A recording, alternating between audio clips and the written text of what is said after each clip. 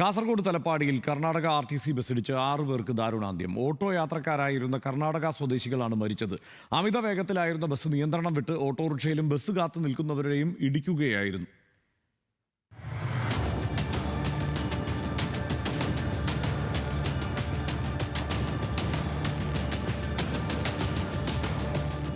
കേരള കർണാടക അതിർത്തിയായ തലപ്പാടി ചെക്ക് പോസ്റ്റിന് സമീപം ഉച്ചയ്ക്ക് 2 മണിയോടെയായിരുന്നു അപകടം. കാസർഗോഡ് നിന്ന് മംഗലാപുരത്തേക്ക് പോവുകയായിരുന്ന കർണാടക RTC ബസ് നിയന്ത്രണം വിട്ട് ആദ്യം റോഡിന്റെ വലതുഭാഗത്ത് നിർത്തിയിട്ട ഓട്ടോറിക്ഷയിലിടിച്ചു. ഇടിയുടെ ആഘാതത്തിൽ കറങ്ങിത്തിരിഞ്ഞ ബസ് പിന്നോട്ട് പോയി. റോഡരികിലുള്ള കൈവരികൾ തകർത്ത ബസ് കാത്തിരിക്കുന്നവരെ ഇടിച്ചു വീഴ്ത്തിയ ശേഷം മറ്റൊരു ഓട്ടോറിക്ഷയിലിടിച്ച് റോഡിന് പുറത്തേക്ക്.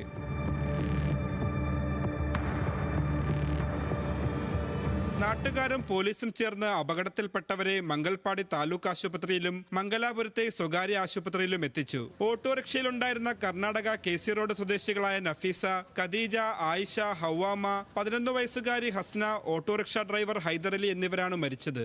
നിലവിൽ FIR എടുത്തിട്ടുണ്ട്. ബസ്സിൻ്റെ ഡ്രൈവർ, കണ്ടക്ടർ ഞങ്ങളുടെ പോലീസ് കസ്റ്റഡിയിലുണ്ട്. അവർ പറയുന്ന കാര്യം ബസ് ഇപ്പോൾ നിലവിൽ പറഞ്ഞ ബ്രേക്ക് ഫെയിൽ ആയിട്ടുള്ള കാര്യം പറഞ്ഞിട്ടുണ്ട്.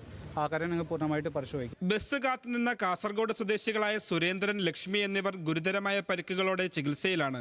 സർവീസ് റോഡിലൂടെ യാത്ര ചെയ്യുന്നതിന് പകരം ദേശീയപാതയിലൂടെ അമിത വേഗതയിലെത്തിയ ബസ് നിയന്ത്രണം വിട്ടതാണ് അപകട കാരണമെന്ന് നാട്ടുകാർ പറഞ്ഞു. ഹൈവേയിൽ വരുന്ന അതേ സ്പീഡിൽ തന്നെ കണ്ടിന്യൂ ചെയ്യുന്നു. കാരണം ആ ബസ് അതിൽ വരാനില്ല, അപ്പുറത്തെ സർവീസിലാണ് വരാനുള്ളത്. അവിടെ എൻട്രൻസ് ഇല്ല, എക്സിറ്റ് മാത്രമേ ഉള്ളത്. ആ എൻട്രൻസിൽ എക്സിറ്റിലൂടെ എൻട്രി ആയിട്ട് വന്ന ബസ്സാണത്. കർണാടക RTCയുടെ ഗുരുതരമായ അനാസ്ഥയാണ് ഉണ്ടായതെന്ന് NA നെല്ലിക്കുന്ന് MLA പറഞ്ഞു.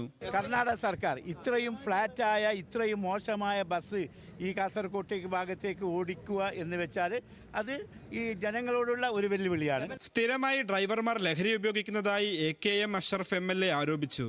ഈ ഡ്രൈവേഴ്സിൻ്റെ ചെവിയിൽ എപ്പോഴും ഒരു ഇയർഫോൺ ഉണ്ടാവും. അവർ പാട്ട് കേട്ട് വളരെ ലാഘവത്തോടു കൂടിയാണ് ഈ വണ്ടി ഓടിക്കാറുള്ളത്. നിങ്ങൾ ശ്രദ്ധിച്ചാൽ നിങ്ങൾക്ക് കാണാൻ കഴിയും, അവരുടെ വായിൽ എപ്പോഴും പാൻപരാഗടക്കമുള്ള ലഹരി ഉൽപ്പന്നങ്ങൾ ഉണ്ടാകും. വളരെ ഗുരുതരമായ ഇവരുടെ എന്നേ നടക്കേണ്ട ഒരു ദുരന്തമാണ് ഇന്ന് നമ്മുടെ മുമ്പിൽ എത്തിയത്. മഞ്ചേശ്വരം പോലീസ് കേസെടുത്ത് ഡ്രൈവറെയും കണ്ടക്ടറെയും കസ്റ്റഡിയിലെടുത്തു. മോട്ടോർ വാഹന വകുപ്പ് ഉദ്യോഗസ്ഥർ സ്ഥലത്തെത്തി പരിശോധന നടത്തും. അപകടങ്ങൾ തുടർക്കഥയാവുന്ന ദേശീയപാത, അമിത വേഗവും നിയമലംഘനവും കാരണം ഇന്ന് നഷ്ടമായത് കുരുന്നുകൾ ഉൾപ്പെടെ 6 ജീവനുകൾ. ഇനിയും അധികൃതർ കണ്ണടച്ചാൽ കാണേണ്ടി വരും ഇത്തരം ദുരന്ത കാഴ്ചകൾ. തലപ്പാടിയിൽ നിന്നും ക്യാമറമാൻ ഇന്ദ്രജിത്ത് അമ്പാടിക്കൊപ്പം PK സരീഷ്, ന്യൂസ് മലയാളം.